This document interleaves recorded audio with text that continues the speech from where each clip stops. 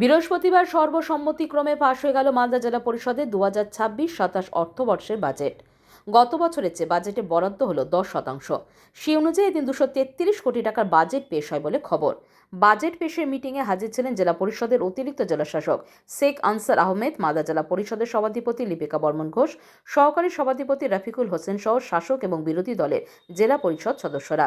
তাদের সকলের উপস্থিতিতে এদিন সর্বসম্মতিক্রমে 2026-27 অর্থবর্ষে মোট 233 কোটি টাকার বাজেট পাশ করা হয়। জানা গেছে গত বছর 212 কোটি টাকার বাজেট পাশ করা হয়েছিল। এবছর সেই বাজেটে 10% বরাদ্দ বৃদ্ধি করা হয়েছে।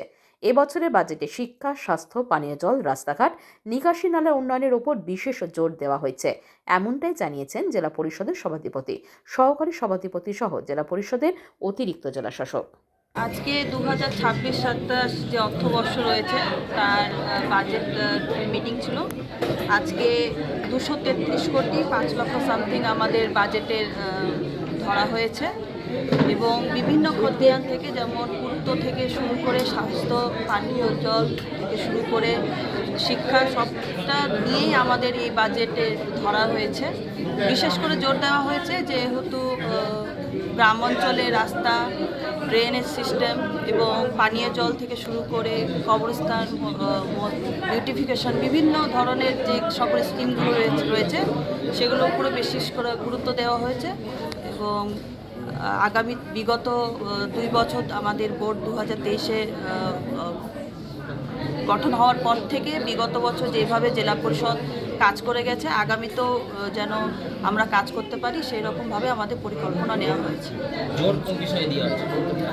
বিশেষ করে জোর দেওয়া হয়েছে গ্রাম অঞ্চলে যে সকল রাস্তাগুলো খুব খারাপ রয়েছে, ড্রেনেজ সিস্টেম ভালো নয় এবং বিভিন্ন ধরনের বিউটিফিকেশনের দরকার রয়েছে, সেই সকলের ওপরে বিশেষ করে জোর দেওয়া হয়েছে। এবং স্বাস্থ্য রয়েছে, তার পাশাপাশি শিক্ষা।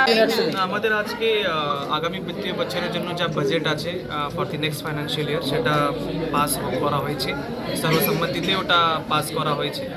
লাস্ট 1 ইয়ার জেলা পরিষদের লাস্ট ফাইন্যান্সিয়াল ইয়ার যেটা অনগোয়িং আছে, সেখানে অনেক সুন্দর প্রজেক্টসগুলো আমরা করেছি, বড় বড় প্রজেক্ট করতে পেরেছি।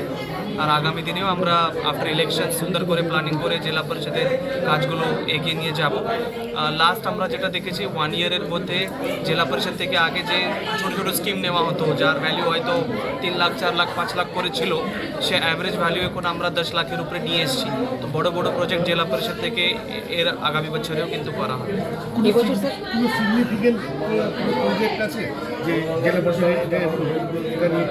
আপাতত নেই, বিকজ লাস্ট আমাদের মালদা ভবন ছিল, সেটা তো এখন কমপ্লিট হয়ে গেছে, ফাংশনালাইজও হয়ে গেছে, তার বুকিংও অনলাইন হয়ে গেছে। তো নতুন বলতে গিয়ে মেইনলি রোডস যেটা আমরা করি আর কি, সেগুলো আছে। আর যেহেতু 15th ফাইন্যান্স কমিশন আর 5th SFC সেটা এই বছরে ক্লোজ হয়ে যাচ্ছে, আমরা জানি না 6th SFCতে বা 16th ফাইন্যান্স কমিশনে কী গাইডলাইন্স থাকবে। যেভাবে গাইডলাইন্স আসবে সেগুলো দেখে আমরা বড় বড় প্রজেক্টগুলো। স্যার বলছি, মালদা ইউরেশনে একটা বিশেষ প্রতিবারই একটা সমস্যা দেখা যাচ্ছে। মালদা ইউরেশন মানে নদী ভাঙনের ক্ষেত্রে তো দেখুন আলাদা করে তো